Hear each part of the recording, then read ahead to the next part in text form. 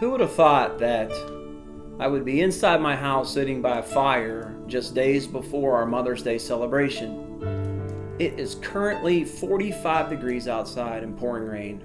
Typical spring weather. Just 1 week ago, I was sitting in my boat fishing on a lake in 70-degree weather, enjoying God's creation. It's one of my favorite pastimes. Whether it's on the lake or stream, it really doesn't matter. Oftentimes, while waiting for a fish to bite, I find myself talking to myself, actually, and solving the world's problems. Other times, I also like to think about some of those amazing miracles that Jesus performed. Water miracles. How about the time Jesus walked on the water? Can't imagine that. How about when Jesus calmed the storm? Many times if I'm up on Lake Erie and the waves are raging, I really would like for him to do that for me. How about the time he used the 5 loaves and 2 fish from the young boy to feed the 5,000? Wow, that was amazing. Jesus is amazing. The things that he can do are beyond our comprehension. However, during this Mother's Day celebration, I would like to take a look at a miracle that Jesus performed that didn't take place near the water. It took place on Calvary. The most amazing miracle that Jesus ever performed occurred on Golgotha. Jesus was perfect in so many ways. He demonstrated the greatest love that any person could ever give to another by laying down his own life for a friend. Listen to this in the book of John, chapter 19, verses 25 through 27. It says, standing near the cross, were Jesus' mother, his mother's sister Mary, the wife of Clopas, and Mary Magdalene.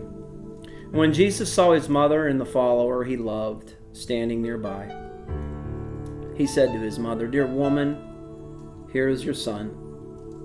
Then he said to the follower, "Here is your mother." And from that time on, the follower took her to live in his own home. After this, Jesus knew that everything had been done. What an amazing verse. Even in his greatest amount of pain and suffering, Jesus never forgot his mother. He wasn't concerned about himself. He was concerned for his mother. He was concerned for you. He was concerned for me. He was concerned for her more immediate physical needs on this earth. Knowing that he was no longer going to be physically present to take care of his mother, he wanted to provide somebody very close to him to ensure that she would be safe.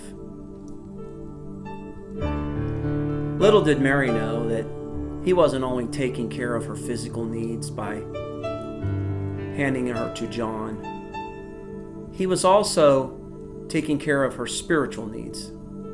His death, his burial, and resurrection ensured that the sins of the world could be forgiven. The blessed assurance that we have a path to heaven through Christ Jesus. Jesus cared deeply for his mother. Jesus cares deeply for you and for me. At this time, I just want to take a moment to reflect on the loaf, which represents Christ's body that is given for us.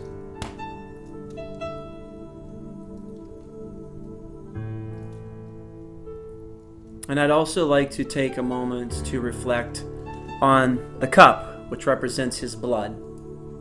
The blood that takes away the sins of the world.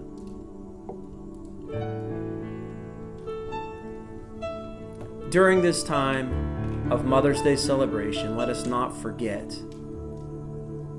the supreme sacrifice that Christ made for all of us to ensure life everlasting.